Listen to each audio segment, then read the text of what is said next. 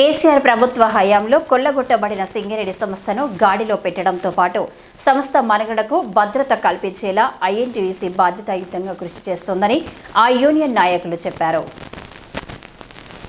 గురువారం ఉదయం గోదావరికని ప్రెస్ క్లబ్లో ఏర్పాటు చేసిన మీడియా సమావేశంలో INTUC senior vice president Narasimha Reddy మాట్లాడుతూ బీఆర్ఎస్ ప్రభుత్వ హయాంలో చట్టవిరుద్ధంగా బొగ్గు బ్లాక్లను ప్రైవేటు వ్యక్తులకు కట్టబెట్టారని ఆరోపించారు.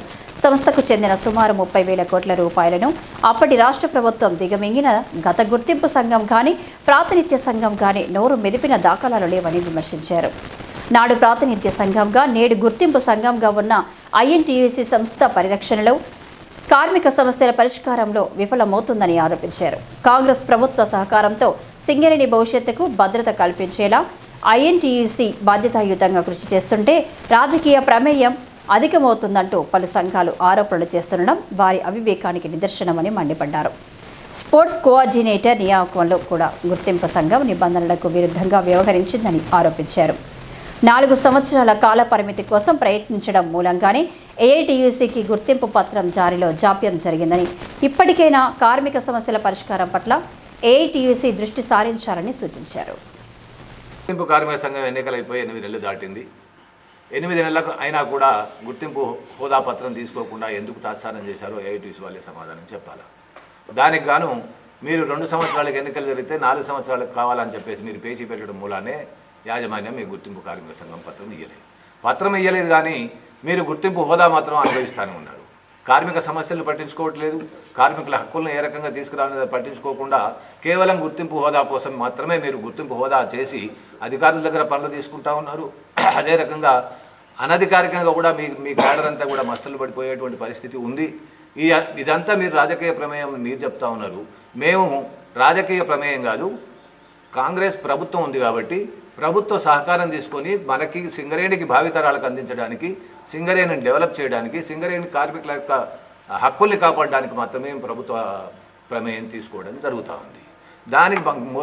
దానికి అనుగుణంగానే మేము 9 బ్లాక్ ఏదైతే మీరు ఏమాత్రం ఓపెన్ చేయకుండా మీరు లేట్ చేశారో దాన్ని ఇమీడియట్గా మేము ప్రభుత్వంతో మాట్లాడి భట్టి విక్రమార్క గారిని పర్సనల్గా ఒరిస్సా ముఖ్యమంత్రి గారి దగ్గర తీసుకుపోయి అక్కడ అన్ని పర్మిట్లు ఇప్పించి ఈరోజు బొగ్గు తీసుకొచ్చేటువంటి ప్రక్రియ స్టార్ట్ చేశాము. అదే రకంగా కోయగూడమైనా సత్తుపల్లి అయినా ఏదైనా కూడా మేము గోదావరి పరివాహక ప్రాంతంలో ఉన్నటువంటి ప్రతి బ్లాక్ను కూడా మేము ప్రభుత్వ సహకారం తీసుకొని సింగరేణికి వచ్చేలాగా ప్రయత్నం చేస్తూ ఉన్నాం. పూర్తిగా ప్రైవేటీకరణ అడ్డుకుంటా ఉన్నాం. మీ కాలంలో పూర్తిగా ప్రైవేటీకరణ అయింది. మీరు గతంలో ప్రాతినిధ్య సంఘంగా 5 సంవత్సరాలు ఉన్నప్పుడు కూడా ఏదైతే టీఆర్ఎస్ ప్రభుత్వం సింగరేణిని ఏటీఎం లాగా వాడుకొని 30,000 కోట్ల రూపాయలు దాన్ని వాడుకున్నప్పటికీ కూడా మీరు ఆ రోజు ప్రశ్నించలేదు. మేము ఈరోజు అవి ఇప్పించడానికి ప్రయత్నం చేస్తూ ఉన్నాం. పైపెచ్చు సింగరేణిని అభివృద్ధి ఏ రకంగా చేయాలని దాని మీద కూడా మేము ఆలోచన చేస్తూ పనిచేస్తూ ఉన్నాం. కాబట్టే మీరు మా మీద కాదు బురద చల్లాల్సింది. మీ నాయకుడు మీరు ఎవరైతే గౌరవాధ్యక్షుడు అంటున్నారో ఆ ఎమ్మెల్యేని గెలిపించింది ఐఎన్టీయూసీ కాంగ్రెస్ పార్టీయే. ఆయన్ని తీసుకొని మీరు వెళ్ళి ఎండీ గారి దగ్గర అయితేనేమి, డైరెక్టర్ దగ్గర అయితేనేమి, ప్రభుత్వం దగ్గర అయితేనేమి మీరు పైరవీలు చేసుకుంటున్నారు తప్ప మేము చేసుకోవట్లేదు.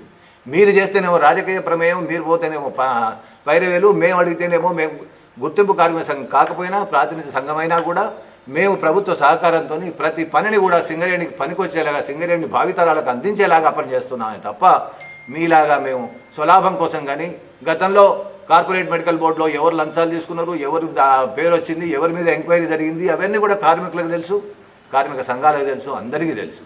కాబట్టే మీరు అనవసరంగా ఐఎన్టీయూసీని కానీ కాంగ్రెస్ ప్రభుత్వం మీద కానీ బురద జల్లే ప్రయత్నం మానుకోండి. ఈ మీడియా సమావేశంలో ఐఎన్టీయూసీ నాయకులు వడ్డెపల్లి దాస్, సదానందం, గడ్డం కృష్ణ, బేబీ శ్రీనివాస్, మండ రమేష్, సాగర్, ఆంజనేయులు, దేవేంద్రచారి, బాపు తదితరులు పాల్గొన్నారు.